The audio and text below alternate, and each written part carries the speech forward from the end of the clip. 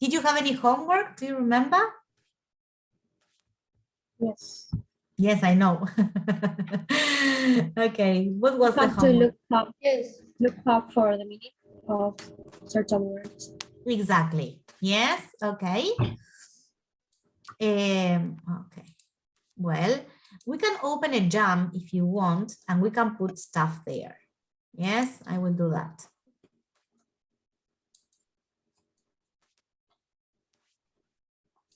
So everybody has it.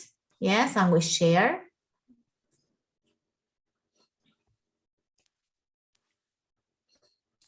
Have you used Jamboards before? Yes. Okay. Well, I can write, yes, but we can share so everybody has, and we can cut and paste and do whatever you want. The idea today is to prepare a little bit. Give me a minute.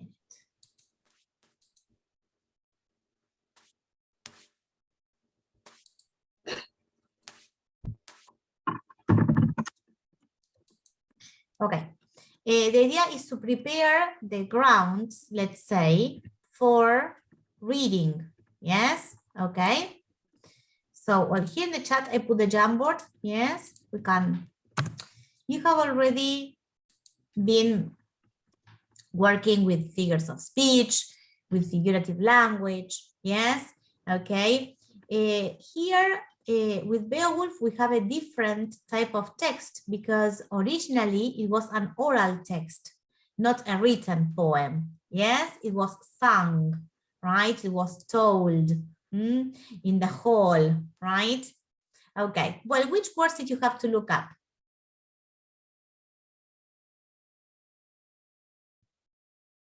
Alliteration. Okay, what is alliteration? Let's write it. What is alliteration? Words that begin with the same sound are placed close together.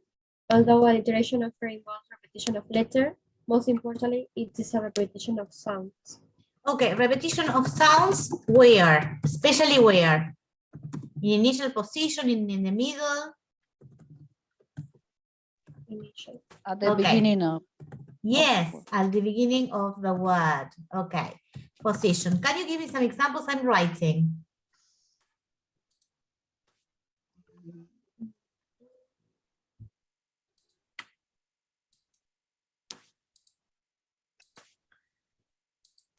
Let's put a name to it.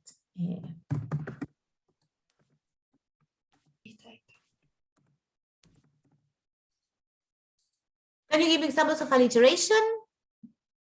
Yes, I'm writing. Ah, okay. Hi, thank you.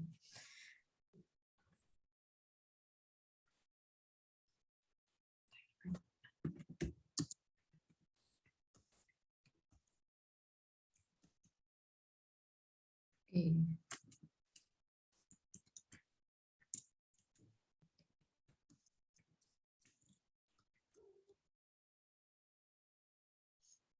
Snake. Okay. Snake. No. I wrote it. Okay, some will sound as a snake. Okay, right, great. At the beginning of the. Okay, Oh. I'm going to put the sticky note here with the yes. Okay. So here, some will sound as a snake. Yes. Okay, the Pied Piper of Hamelin. Yes. Okay, I don't know if you are familiar with Peppa Pig. Yes. Yes. Well, all the characters in Peppa Pig alliterate. Yes, are alliterative. Yes, Danny Dog. Yes, Candy Cat. Why do you think that happens? Yeah, Peter Piper picked a peck of pickles peppers. It's a common Tongue iteration twister. of Spanish. Yes. Tres tigre va re difícil. tres tristes Bien, tigres la comen bajo. trigo en tres. Yes, okay. Sí, sí, sí, Well, sí. tongue twisters are, yes. In fact, we don't we are not familiar with this very much because it's not peculiar of the Spanish language, but in English it's super common. Yes, for emphasis, right? Listen. Yes, it's a figure of sound. Yes, it's something to pay attention to listen. Yes, and when authors use it, they use it on purpose because they are saying listen. Yes, okay. Well, we see this in Interculturales II, so, you know, I'm not going to go deep into that, but you will see that in Beowulf, as there is no end rhyme, it doesn't rhyme at the end. Yes, like Mary had a little lamb, little lamb, little lamb. Yes, that is repetition and rhyme at the end. This is during the late Middle Ages that we find the rhyming couplets, yes? But here, during the Anglo-Saxon period, the verse is alliterative. So there is a lot of alliteration and not necessarily end rhyme. Yes, okay? Well, any other term that you had to look up? Yes, for lightout. Litotes. Oh, litotes. Lightout. Okay, what is litotes?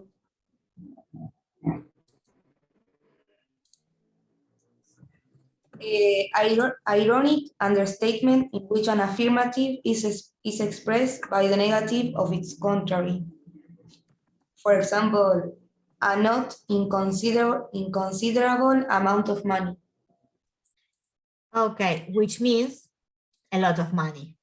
Yes, A lot of okay, money. meaning the opposite. Can you write it in a sticky note here, a sticky note color green? Another statement is very common in English because it's part of the culture, right? Not to be direct. Yes, but so it's an understatement. Instead of saying, I don't know, he died, he passed away. Yes, this is an understatement. And it was not an easy matter, which means that it was super difficult, right? So you state one thing, but by enhancing its negative, right? Okay. Did you write in the, yes, okay, yeah. All right. Is it clear what litotes means? Okay. There's irony and it's an understatement. All right. Any other term?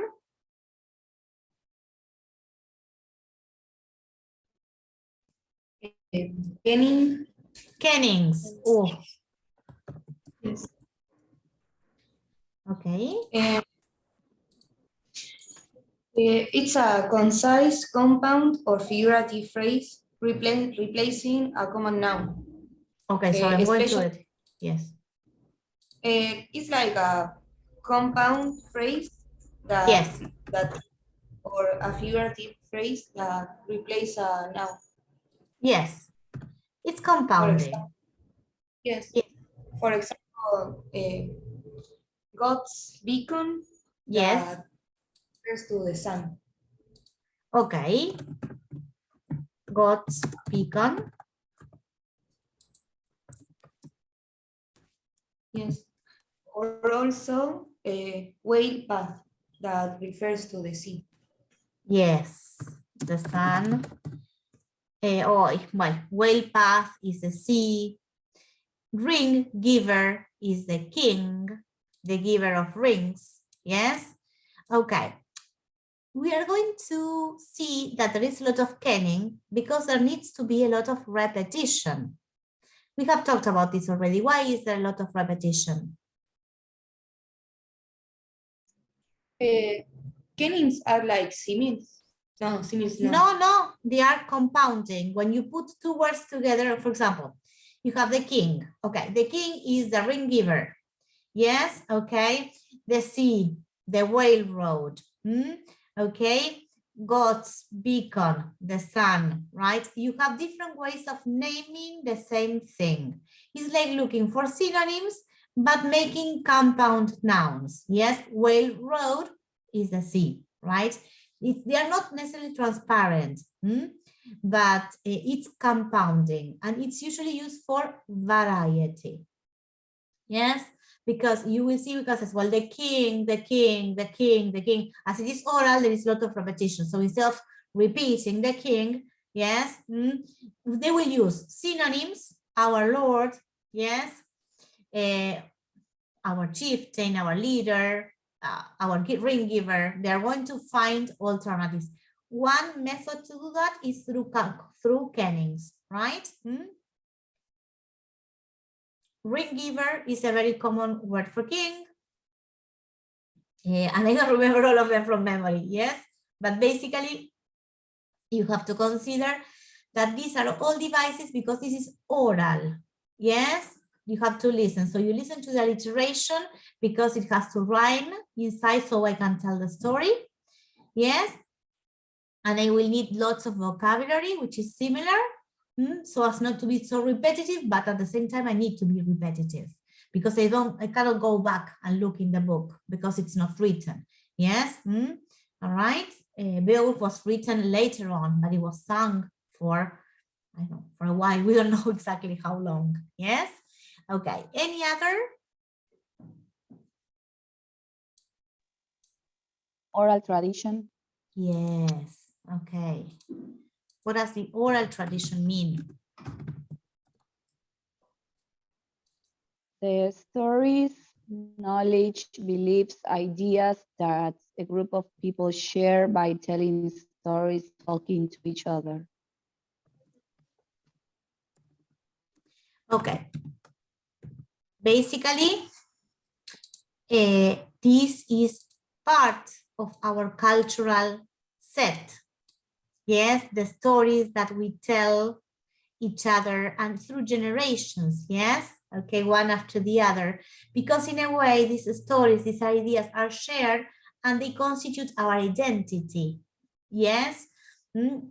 We all have different stories according to our cultural background, yes or no?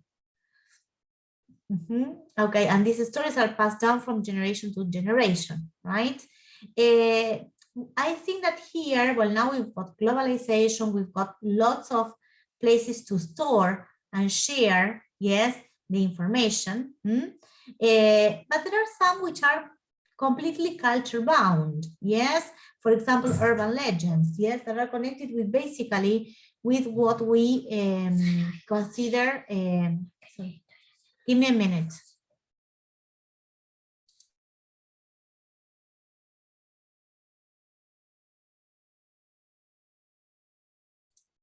Sorry, I'm at home too.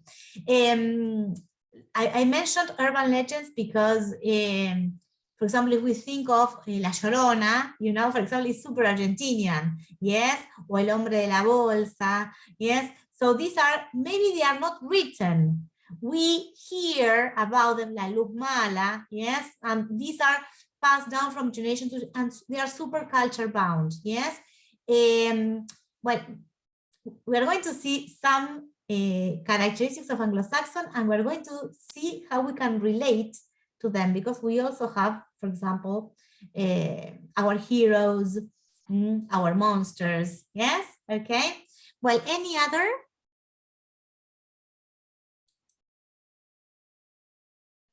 Epic poetry. Yes, that's super important. What is epic poetry? I found that it's a long, often book lengthy narrative in verse from that retells the heroic journey of a single person or a group of persons. Okay, it's a long narrative. Yes, epic poetry is a long narrative which tells The heroic journey. yes, your journey Of a single person or a group. or group.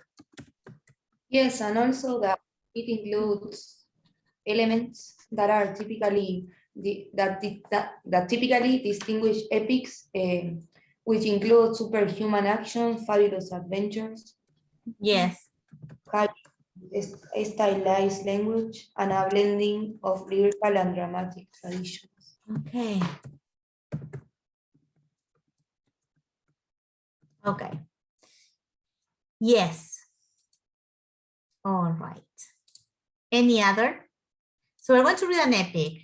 It's also foundational, you know, something that is epic is like the foundations of a group of people, the founding adventures or history or stories of a group of people, right? Anything else? Events that are significant to the culture of the poet. Yes, I have. definitely, definitely. Yes, good. That's why we talk about the Beowulf poet. We do not know who wrote Beowulf or who sang it for the first time or who, you know. But we know that he was Anglo-Saxon because this is the epic of their people. Yes, so they sing it and then they write it. So it lives on. All right. Anything Yesterday else? I saw the movie, The Beowulf. Excavation. An No, The excavation. Yes. It's beautiful. I tried. I finished trying. It's a true story, you know. I'm going to. Yes. It's terrible because it's true. All that happened was true. Yes, you should watch it. Yes. Yes, on the last part, the part, I'm not going to say much, but the part that the son takes his mother on that trip, it was heartbreaking. Yes, it's super. But that is what some of the reasons why I love culture, you know, because we are so transient in this life, and these there are elements that live on, you know. We don't know exactly, maybe we don't remember the names, but there are some facts and things that stay, you know, in the world, even if what happened was a moment, yes, in time, because, okay, well, but you should watch it. I watched it, I think that twice, because I love all things Anglo-Saxon and old, yes, and historical, and I admire the people who live that way, who managed to do things with what they had. Sometimes we complain, you know, and we have internet, we've got heating, we have running water. All right, well, I'm glad. Okay, any other words that you had to look up?